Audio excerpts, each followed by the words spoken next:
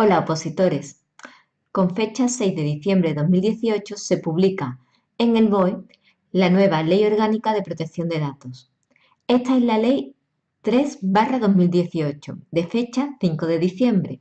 En este vídeo os vamos a hacer una breve introducción a esta norma. Vamos a empezar por la estructura de esta ley. Esta ley orgánica consta de 97 artículos estructurados en 10 títulos, 22 disposiciones adicionales, 6 disposiciones transitorias, una disposición derogatoria y 16 disposiciones finales. El título 1 es relativo a las disposiciones generales y regula el objeto de la ley orgánica, que es doble: adaptar el ordenamiento jurídico español al Reglamento General de Protección de Datos y completar sus disposiciones, y garantizar los derechos digitales de la ciudadanía, al amparo de lo dispuesto en el artículo 18.4 de la Constitución. En este título destaca la novedosa regulación de los datos de las personas fallecidas. Por un lado, excluye del ámbito de aplicación de la ley su tratamiento, y por otro, se permite que las personas vinculadas al fallecido puedan solicitar el acceso a los datos, su rectificación o supresión, con sujeción a las instrucciones del fallecido. El título segundo se refiere a los principios de protección de datos, y en él podemos destacar las siguientes notas. Establece que la inexactitud de los datos no son imputables al responsable del tratamiento, siempre que éste adopte las medidas razonables. Establece el deber de confidencialidad y se mantiene en 14 años la edad a partir de la cual el menor puede prestar su consentimiento para el tratamiento de sus datos. El título tercero está dedicado a los derechos de las personas. También adapta al derecho español el principio de transparencia, que regula, por un lado, el derecho de los afectados a ser informados acerca del tratamiento, y por otro, recoge la información por capas.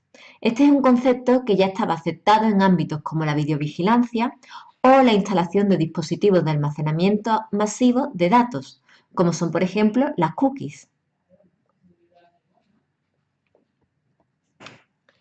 El título cuarto recoge las disposiciones aplicables a tratamientos concretos e incorpora una serie de supuestos de todos los tratamientos lícitos.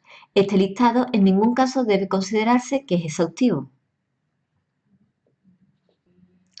El título quinto se refiere al responsable y al encargado del tratamiento.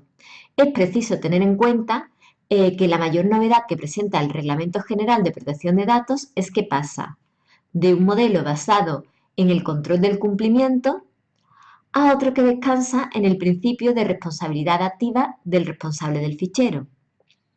Esto exige una previa valoración por el responsable o por el encargado del tratamiento del riesgo que pudiera generar el tratamiento de los datos personales para, a partir de dicha valoración, adoptar las medidas que procedan.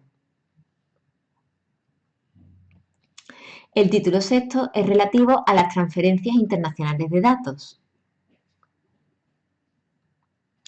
El título séptimo se dedica a las autoridades de protección de datos, que siguiendo el mandato del Reglamento de la Unión Europea 2016/679, se han de establecer por ley nacional.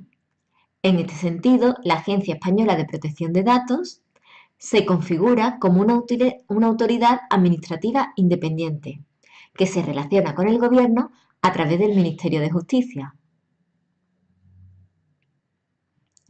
El título octavo regula los procedimientos en caso de posible vulneración de la normativa de protección de datos. El título noveno contempla el régimen sancionador. En este marco, la ley orgánica procede a describir las conductas típicas, estableciendo la distinción entre infracciones muy graves, graves y leves, y establece y fija la cuantía de las sanciones. Finalmente, el título décimo reconoce y garantiza un elenco de derechos digitales de los ciudadanos, conforme al mandato establecido en la Constitución. Por último, esta norma introduce modificaciones en diversas leyes. Vamos a citar algunas de ellas. La Ley de Enjuiciamiento Civil, la Ley Reguladora de la Jurisdicción Contencioso Administrativa, la Ley Orgánica del Poder Judicial, la Ley de Transparencia, Acceso a la Información Pública y Buen Gobierno, la Ley Orgánica del Régimen Electoral, la Ley General de Sanidad, la Ley Básica Reguladora de la Autonomía del Paciente y de Derechos y Obligaciones en materia de información y documentación clínica, y la Ley del Procedimiento Administrativo Común de las Administraciones Públicas.